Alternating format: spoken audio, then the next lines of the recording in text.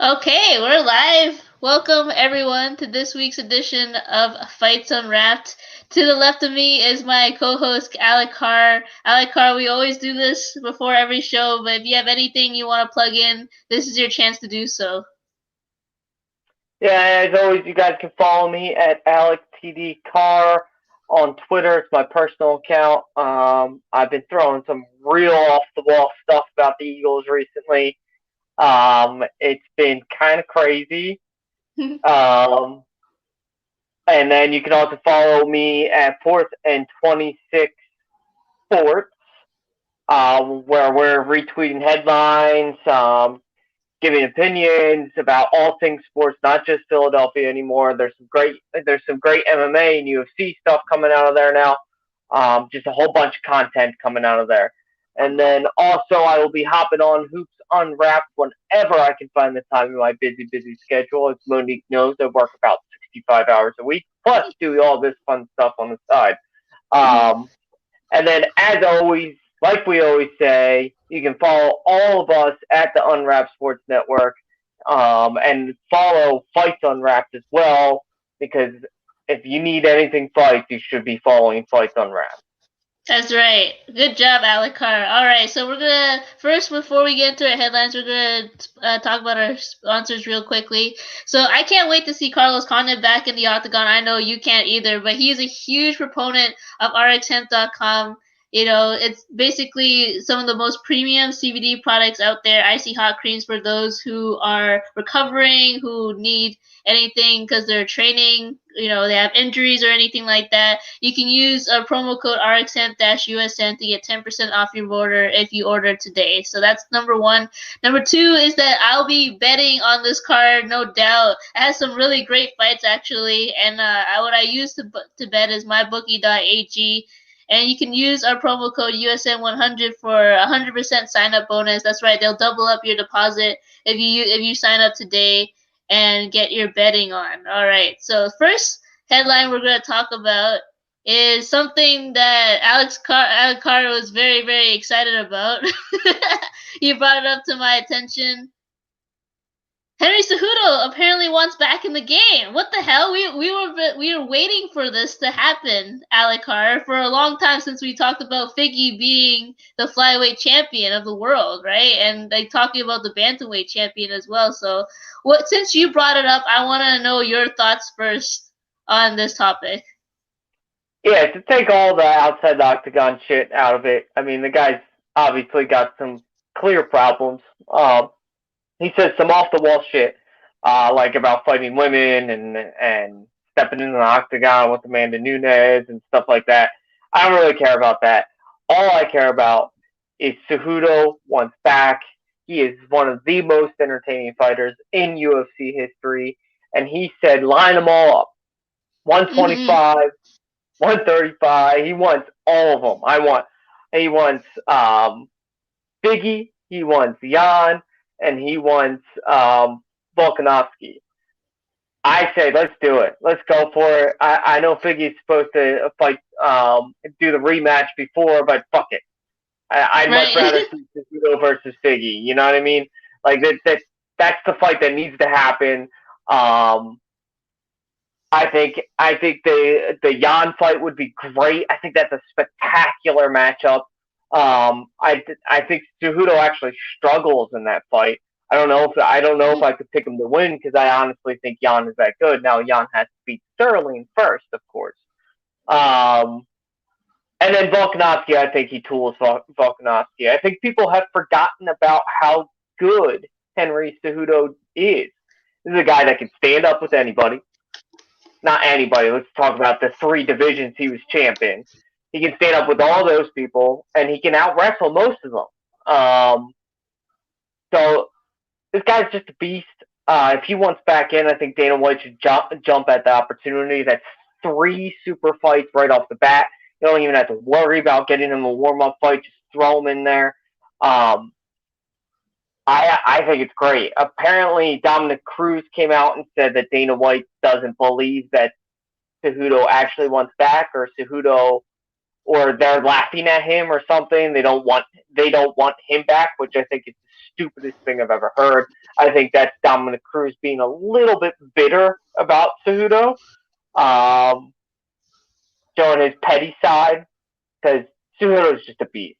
And if he's back in those divisions, fighting in those divisions, that say hello to big paychecks. That's all I gotta say.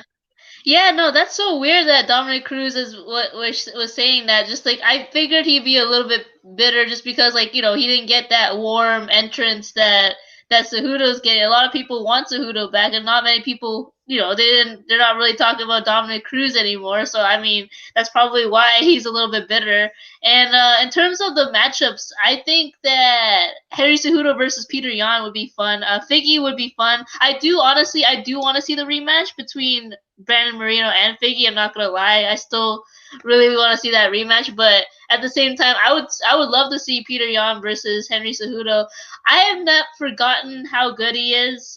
I don't really like him outside of the octagon. I think a lot of people don't really care for him outside of the octagon. No, I know we're shaking our heads right there, but he is one of the most entertaining fighters. I'll have to admit that myself. I mean, wrestling wise, he's good. He can stand up, like you said, with anybody. I mean, that fight against DJ was one of my favorite fights to watch, even though it didn't go DJ's way, but it's fine. I'm a little bit biased when it comes to that, but I mean, if he wants back in, I mean, why don't you do that? I mean, like Dana, I don't think Dana would be laughing. Dana would be seeing money signs. He should be seeing money signs, right? So that's what Dana cares about. And the 125 division needs a jump. It needs a jump start, and this is perfect to jump start it.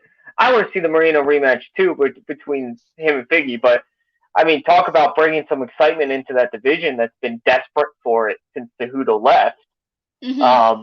This would be fantastic for that division because there are great fighters coming up in that division. So no, for sure.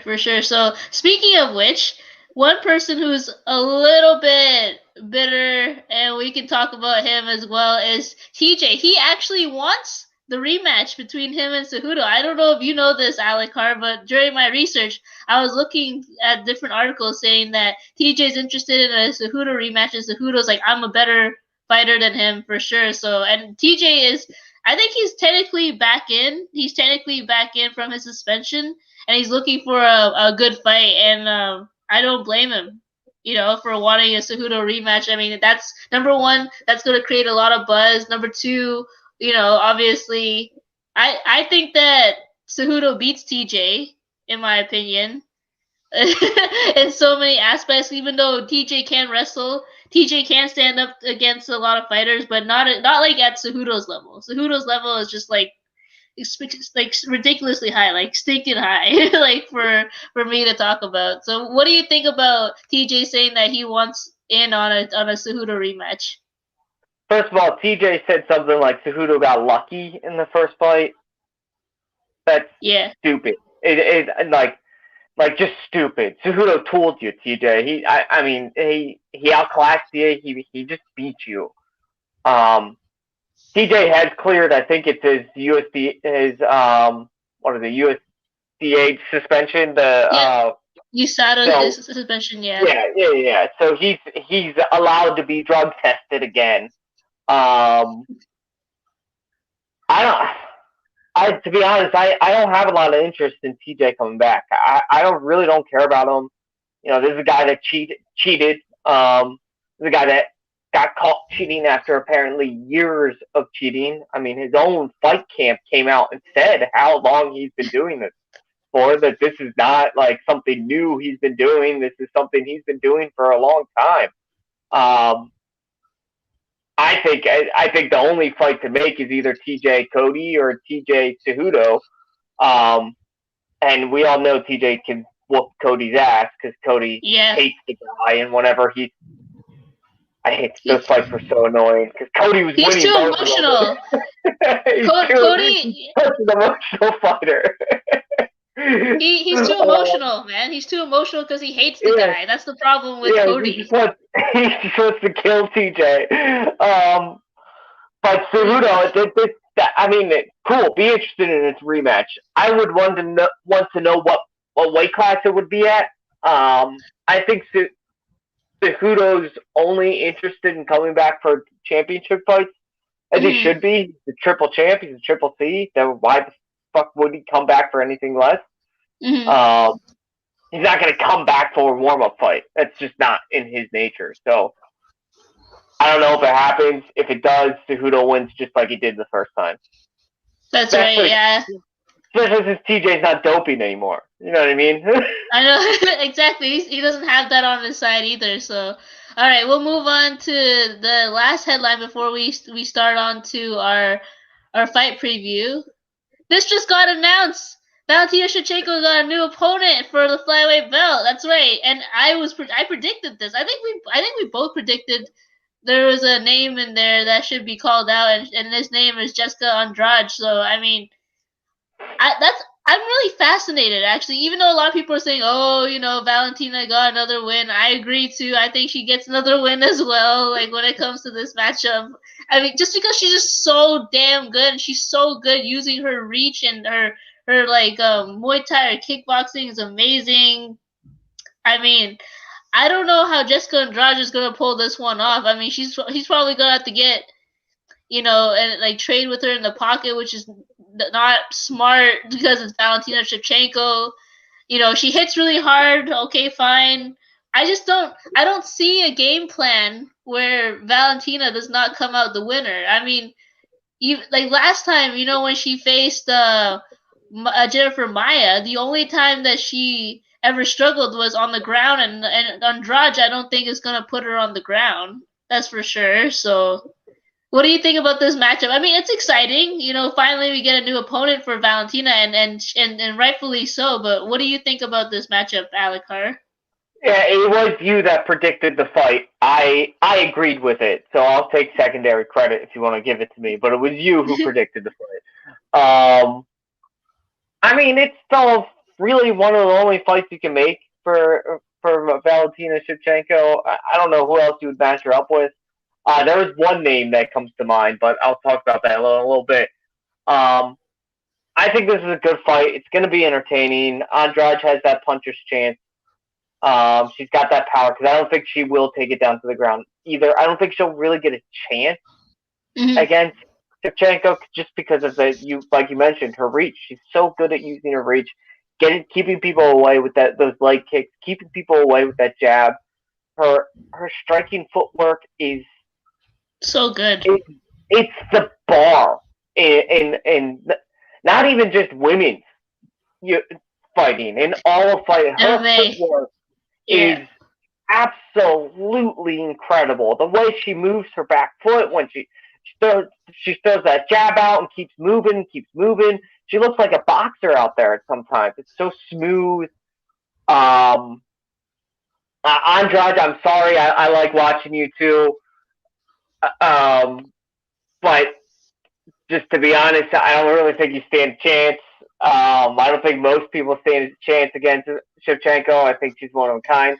The one fight I want to see Shevchenko fight, I need part 3. But yeah, Amanda Nunes, yeah. I need Amanda Nunes part 3. That's what I need.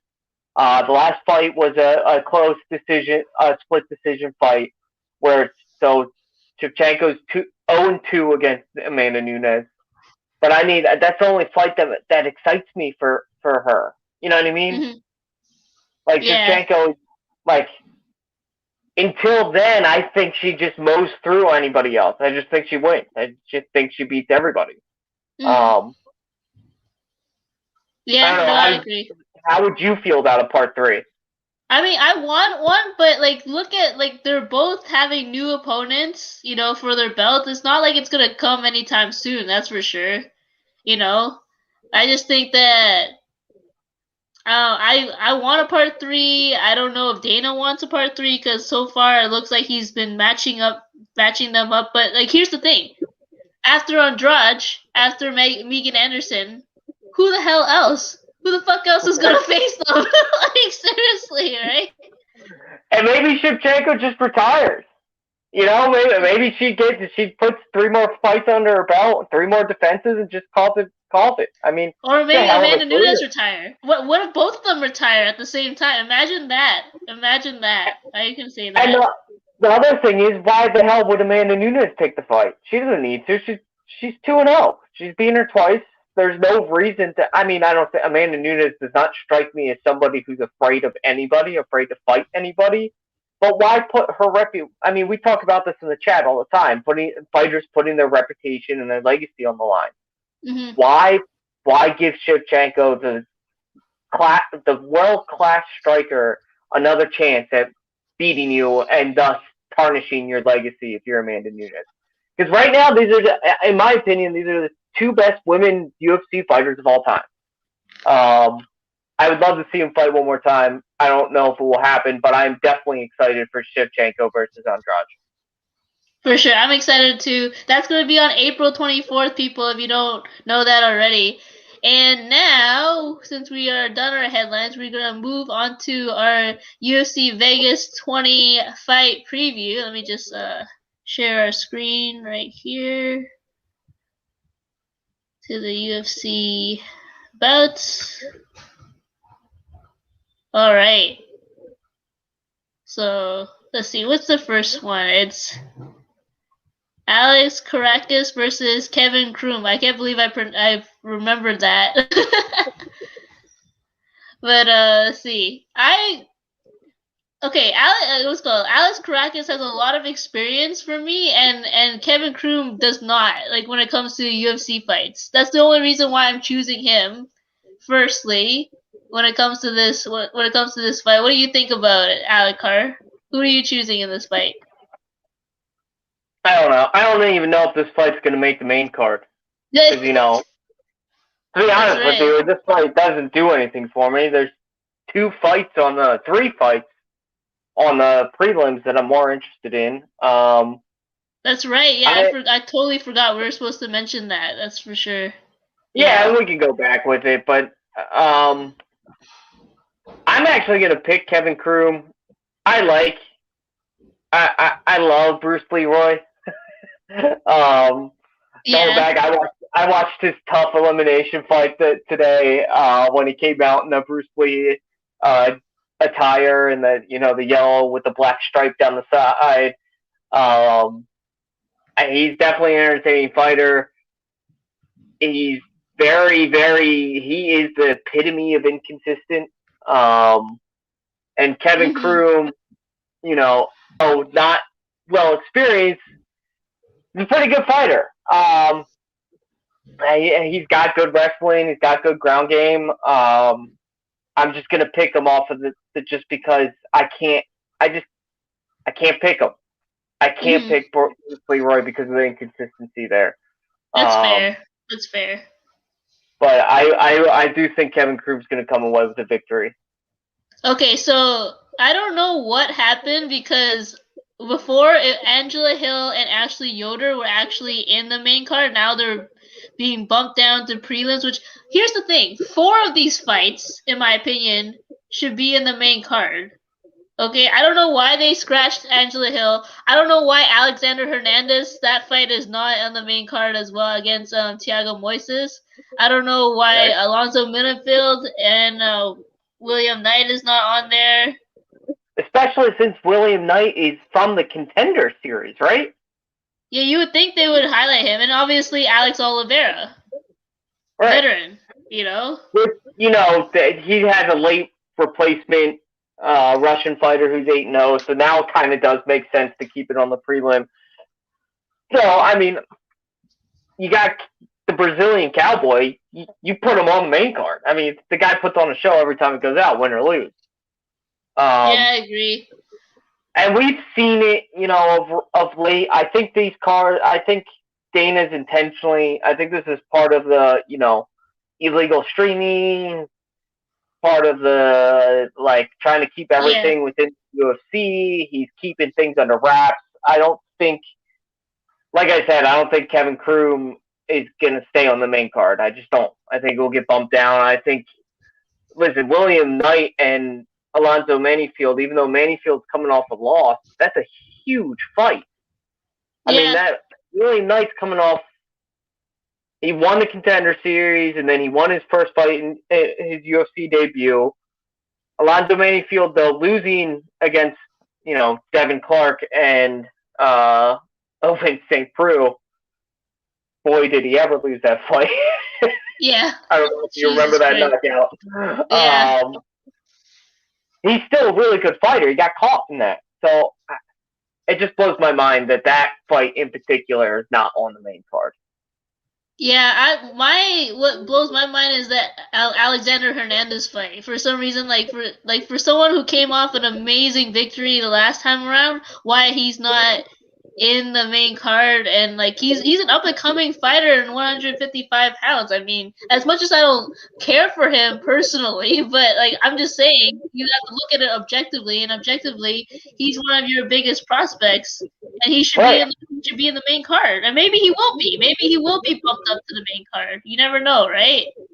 Right, and Thiago Moises that guy's a young good fighter too. He's one of the best prospects in the UFC right now. So it baffles me. I do think we see this be jumbled around. I don't think Angela Hill will get bumped back up. Angela Hill versus Yoder. I think that stays on the prelim. But I think we might see 1 to 3 fights get bumped up to the main card. I'm thinking 2 fights. I'm thinking the Alexander Hernandez fight. I'm hoping the Manifesto fight, that one, I hope they get bumped up. Me too. For sure. All right, let's just move back to well, let me ask you this question. Since it looks like what's called William Knight versus Alonzo Manifesto, just because you brought that up, who do you actually think is going to win this fight? I think it will be William Knight. Yeah. The guy's just a beast. He's an absolute monster. I mean, I know I'm saying that based off of very little experience in the UFC, but from what I've seen, and I'm sure that even in the Contender Series fight, no one picked him to win his Contender Series fight, even. And that was against Cody, what's his last name? Brundage. Yep. You got it. Yeah, he absolutely annihilated him. And then his UFC debut, which was on the Adesanya Costa fight, again, just showed out. The guy is an absolute freak of nature. You don't expect him because of his body size and the way he's built to be as explosive as he is. But this guy explodes. He's got power. He's got decent ground game. He's not really looking to choke you out on the ground. He's more looking for position to, put some elbows in your face. Yep. And what we saw for Manfield is, unfortunately, I like watching the guy fight, but this is a guy that can be caught. If you can't be, the way he got caught against St. Preux was it's hard to count that against him because it was just a great combo and a great setup of a combo. Yeah. In that, I think he feinted a jab and came and ducked a punch and then came over with the right. That's true. Yeah. But I mean, if your thing is striking and you get outstruck by an older fighter who's, becoming known as the guy that gets thrown into fights. If you're a legit prospect, you should beat Oben St. Preux. But so I gotta pick William Knight. For sure, yeah, me too. Okay, I'm gonna give you one more on this prelim card before we move on to the main card. Okay. Alexander Hernandez versus Thiago Moises. This one's hard for me. Yeah. Give me 1 second. I just closed it all out. Let me. Oh, no problem. Open it back up real quick. My gut is telling me Alexander Hernandez. My gut's telling me Alexander Hernandez too. Yeah, because like you said, he came off of that impressive victory. And Thiago Moises fight camp. He has a really great fight camp. I think it's Factory X that he comes from, so really great fight camp over there. Right. And Thiago Moises is still really, really good. he got the win over Michael Johnson. Unfortunately, the Jalen Turner fight got canceled, which we did a show was on one of our previous shows. I was very excited to see those two guys go at it. Yeah. And then he ends up beating Bobby Green, so he's coming off two not great wins, but good wins. I just think Hernandez has got, like you said, he's got a great fight camp. He showed out in that fight, and I think maybe it's recency bias, but I think because of that, I gotta pick him. All right. Let's move on back to our main card. We already did the first one. All right, so the next one will be the bantamweight bout between Pedro Munhoz versus Jimmie Rivera. And Jimmie Rivera has been really impressive as of lately for me. I'm not a big fan of Pedro Munhoz, to be honest with you, because he only has one game plan and one game plan only, which is to take you on the ground and try to submit you. At least in my opinion, at least the last time I saw him fight, he was trying to stand up, and he didn't do that well. So I'm just saying, Jimmie Rivera's gonna try to knock you out. He's gonna try to keep it on the feet, and I think he's gonna win this fight. What do you think, Alikar? Yeah, I think Jimmie Rivera wins this fight too. That he had that big win against Cody. When was that? God, it feels like forever ago. Here, hold on. That was in July. Jeez. But he's got that big. He had that big win against Cody. And the guys he's lost against, Peter Yan, Aljamain Sterling, Marlon Moraes, the best fighters in the division. So right, yeah. That being said, Pedro Munhoz has lost to Frankie Edgar, Aljamain Sterling. The one fight that's weird to me, I know we're going back to 2018, but the split, and it was a split decision loss, but losing to John Dodson kind of speaks volumes. Yeah. John Dodson is, an incredible boxer for the UFC. Absolutely incredible, quick hands. But he's not as good as Jimmie Rivera. Right. Right. It's true. So I think Jimmie Rivera wins probably, I'm going to say TKO. Go second round. Yeah, I'll agree with that. For sure. Okay. We'll move on to the next fight, which is a women's flyweight bout between Montana De La Rosa versus Mayra Bueno Silva. That's right. Okay. I'm gonna start with this because here's the thing. Montana De La Rosa, she is really tough. It is really hard to put her out. And my opinion is that, like, a lot of people might say, like, you look at Mayra's record. Mayra, hopefully I'm pronouncing it right. 7-1. She's really good on the ground, obviously. That's literally her record. Her repertoire is what's called Brazilian Jiu-Jitsu on the ground. But at the same time, the one time she did lose, she lost by decision. And Montana De La Rosa is actually really great at going the distance. She's so tough.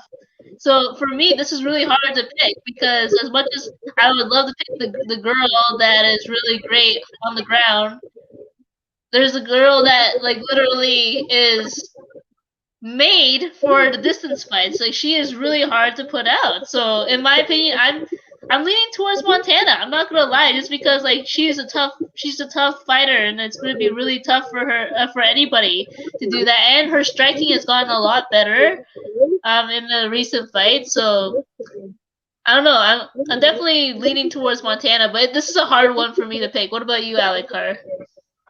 I had a much easier time picking than you did, I think.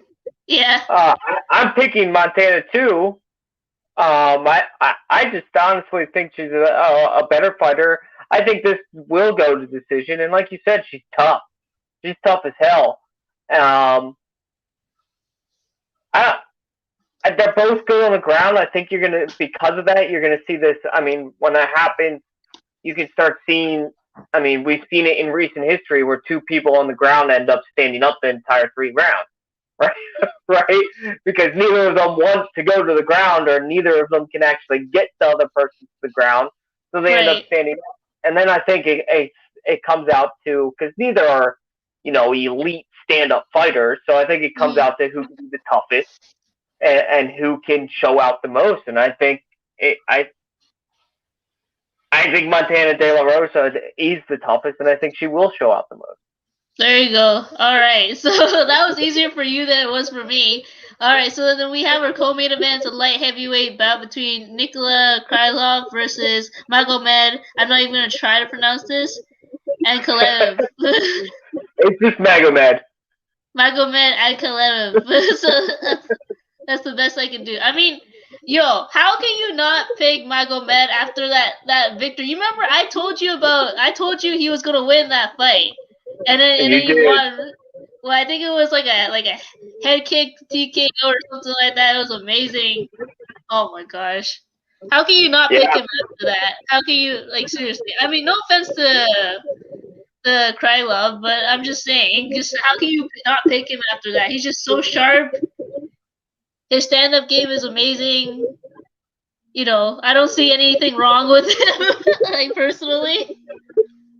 Yeah, I agree with you. I mean, I was the one picking Cutelaba in that fight. I was the idiot who said, you know, he's going to come in with a chip on his shoulder because he was trying to clown him a little bit and fake him out by faking out that he was dazed. And I forget who it was, but the ref called the fight. I think it was Goddard. Sounds like a Goddard thing to do. It sounds like a Goddard thing to do, yeah.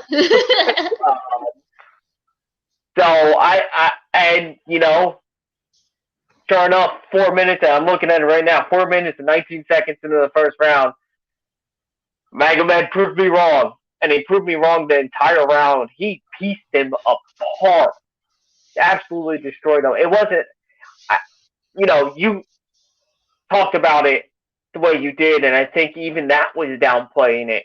This wasn't even a real fight. This was a guy's, like, it was like he was hitting a punching bag. That's what it looked like. I was shocked by how good he was and how crisp Magomed was with his strikes. And Nikita Krylov is a good fighter. I'm not trying to say he isn't. He can do a little bit of everything. He's got some big wins under his belt. But Magomed's the next guy up. Yeah, for sure. And you know, we've seen his striking, but apparently he's got a decent ground game too. So if this goes to the ground, which it might, he could end up really showing off how good he is at that. I'm excited for that. I think it's gonna be a first round knockout. I don't think he gets to the ground. I don't think he gets out in the first round. Yeah. I got a lot of faith in Magomed right now. Yeah, you like, ever since that last victory, your stance on him has definitely changed quite a bit, Alikar. I mean, when somebody proves me wrong, I ride with them. Because you proved me wrong. I know he didn't listen to us. I know he didn't hear me. But you proved me wrong, and therefore you've earned my respect. You've earned my trust as a fighter. And so I'm going to ride with you, especially since you've proven it over and over and over again. That's my lock bet. That's the fight that I think everybody should tune in for sure is the Magomed fight. So just letting people know. Let's see. All right. So we got one more fight to discuss, and this one, okay. I'm not gonna lie, Alikar. I actually have trouble picking for this fight. Not gonna lie. It's just me too. I go back and forth all the time between Biggie Boy and Cyril Ghane. Because Cyril Ghane, like, the last fight that he had was against Junior Dos Santos, which I know hurts your heart a little bit when we discuss it. Just a little bit, I know. It hurts. It hits you right there. It hits you right there because you're a big JDS fan. And so am I. The greatest heavyweight of all time. The true greatest heavyweight of all time. Sorry, Stipe. I love you, but continue. You see? It's okay. It's okay. I know it touches you when we talk about the JDS fight, but here's the thing. Biggie Boy is not JDS. Biggie Boy is not JDS like 40 years old. Biggie Boy has power. He can last the whole fight. Like you see his last fight against was that the one against Alistair Overeem that he was in, right? No, his last fight was against JDS as well. Oh, I'm just saying, I'm just referencing his fight against Alistair Overeem, where he can he can go the Right. Yes, yeah, he you're can right. go the whole distance, and he's tough. It's going to be very hard to take him out.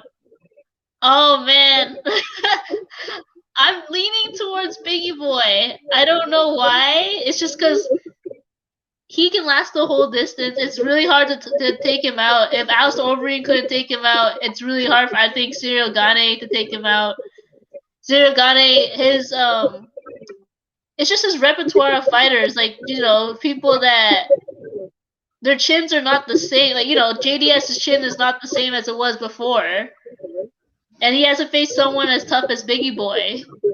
Or Jairzinho Rosenstruck, if anyone wants to know the reference for why I say Biggie Boy. But what are you thinking, Alec? I'm leaning towards Biggie Boy in this fight.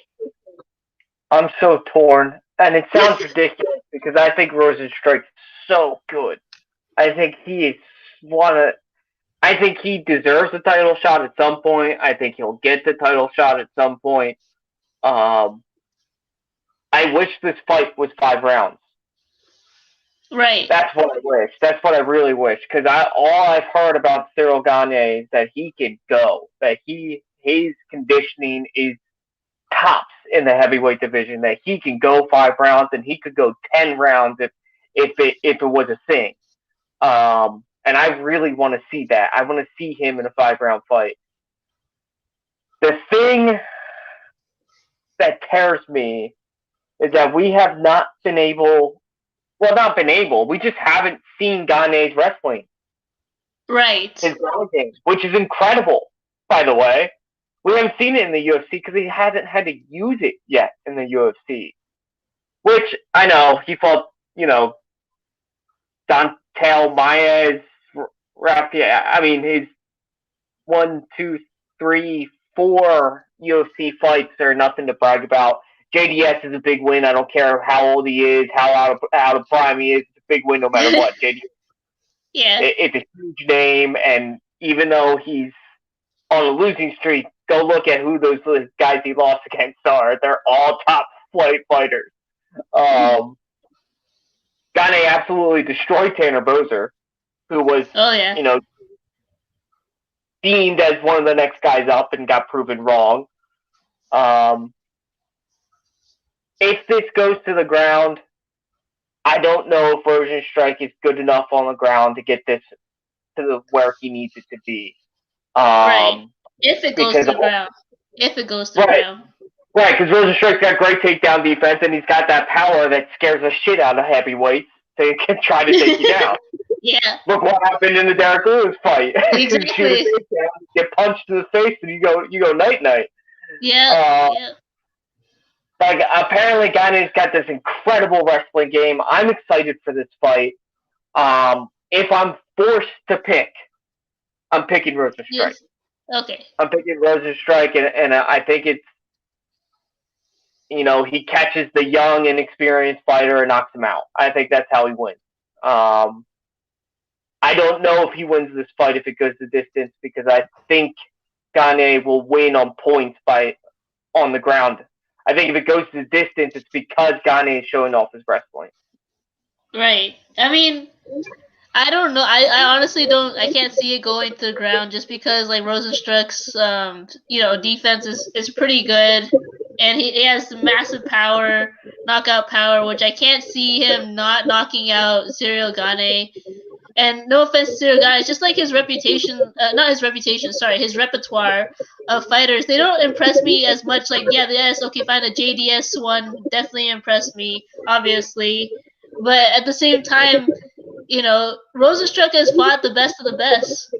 And Gane is just like the level at which he is not like at the level at which Rosenstruck has competed against, and that's the reason why I'm picking Rosenstruck, because he's fought the best of the best so far, and still going. Yeah, I agree. That's why if I'm forced to pick, I pick him, because he's an absolute monster. He's proven that he's an absolute monster. The heavyweight division, was held up by the DC Stipe trilogy. So that's why he hasn't gotten his title shot yet, but he'll get one eventually. This is a huge fight for Ghane. This is a gift for him. So I just, again, Rosen Strike will probably win this fight, but do not count out Ghane. Just do not. For sure. I'll be looking forward to that. And, well, this does it for this week's edition of Fights and Rap. But next week we have, I believe, UFC 260, if I'm not mistaken. March 259. 259. Yeah, okay, yeah. 259. We got 3 title fights. 3 title fights, and we'll be covering that next week for sure. Everybody have a great rest of the fight week, and we will see you here next week. Bye, everybody. See you, everyone.